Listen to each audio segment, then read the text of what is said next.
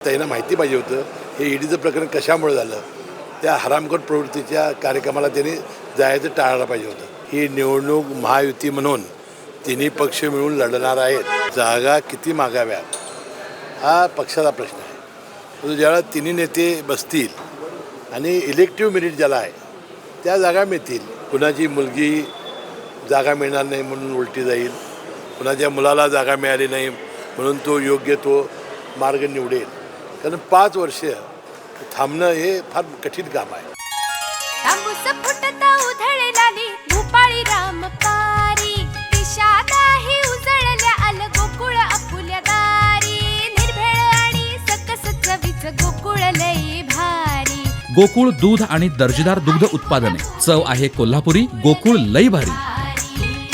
ही निवडणूक महायुती म्हणून तिन्ही पक्ष मिळून लढणार आहेत असं वारंवार देवेंद्र फडणवीस साहेब, एकनाथ शिंदे साहेब आणि अजितदादांनी जाहीर केलेलं आहे. ह्या सगळ्या बातम्या निराधार आहेत. खरं तर राष्ट्रवादीने 4 जागा मागितल्यानंतर भाजपने देखील कोल्हापूर जिल्ह्यामध्ये 5 जागा मागितलेल्या आहेत. जर 4 आणि 5 घेणार असतील तर मग शिवसेनेला 1 जागा देणार का? हे बघा, जागा किती मागाव्यात हा पक्षाचा प्रश्न आहे. परंतु ज्यावेळेला तिन्ही नेते बसतील आणि इलेक्टिव्ह मेरिट ज्याला आहे त्या जागा मिळतील, त्याप्रमाणे त्यांच्या वाट्याला त्या जागा येतील आणि त्या तिन्ही पक्षाचे कार्यकर्ते मिळून ते प्रचंड मतांनी निवडून आणतील. नुकताच आपण मुंबईमध्ये देखील एक कार्यकर्त्यांचा मेळावा घेतलेला आहे. कशा पद्धतीचा प्रतिसाद मिळालेला, काय कार्यकर्त्यांच्या, मुंबईतील नागरिकांच्या काय भावना आहेत? दर निवडणुकीच्या पूर्वी जवळजवळ 20,000 माझ्या मतदारसंघातील लोक मुंबईमध्ये राहतात. दर निवडणुकीमध्ये पहिल्यांदा मी मुंबईला मेळावा घेतो. कालचा मेळावा न भूतो न भविष्यती झाला.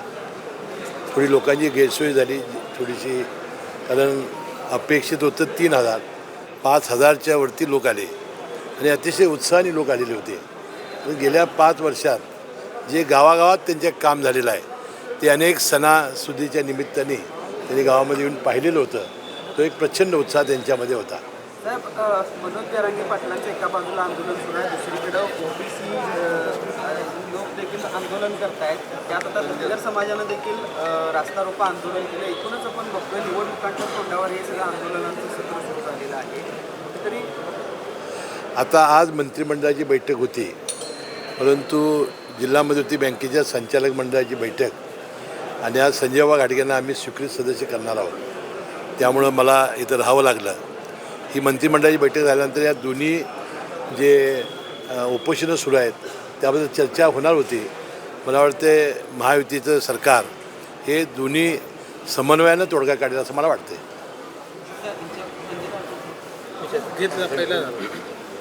साहेब, दुसरं एक म्हणजे जिल्ह्यामध्ये आंबकमध्ये 718 बोगस मतदान आहेत अशा प्रकारचा दावा त्या ग्रामस्थांनी केला आणि अशाच पद्धतीने जिल्ह्याभरातल्या प्रत्येक गावामध्ये हजारो नावं बोगसपणे हे केले गेलेले आहेत त्यांचा दावा आहे.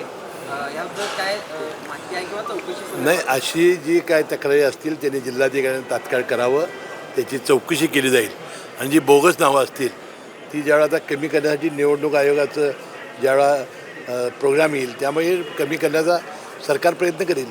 एका बाजूला आपण मुंबईत मोठा मेळावा घेतला, प्रतिसाद चांगला मिळाला.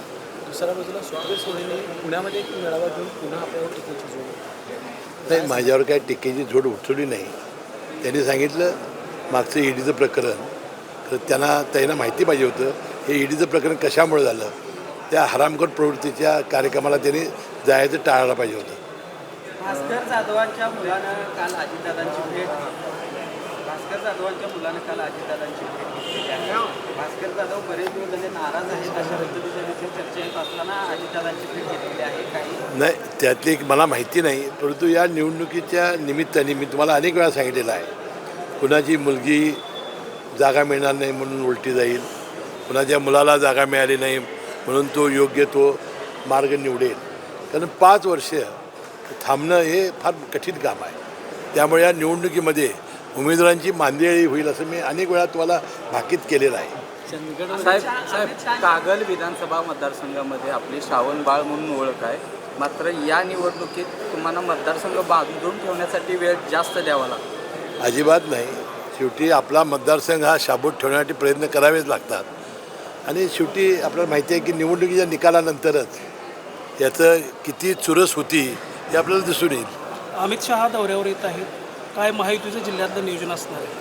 नाही, आता काय झालेलं होतं की आम्ही त्यांना निमंत्रित केलेलं होतं की आमच्या शेंडा पार्कमध्ये 1100 बेडचं हॉस्पिटलचं भूमिपूजन आणि बँकेच्या विस्तारित इमारतीचं उद्घाटन त्यांनी तारीख 25 ही दिली होती. परंतु काही लोक मला म्हणाले की बा हा पितृपंधरवडा आहे, तर हे काम आपण या ऑक्टोबरच्या पहिल्या आठवड्यात करावं. मी त्यांना विनंती केली की बाबा ऑक्टोबरच्या पहिल्या आठवड्यात आम्हाला तारीख दिली तर आम्ही कार्यक्रम करू.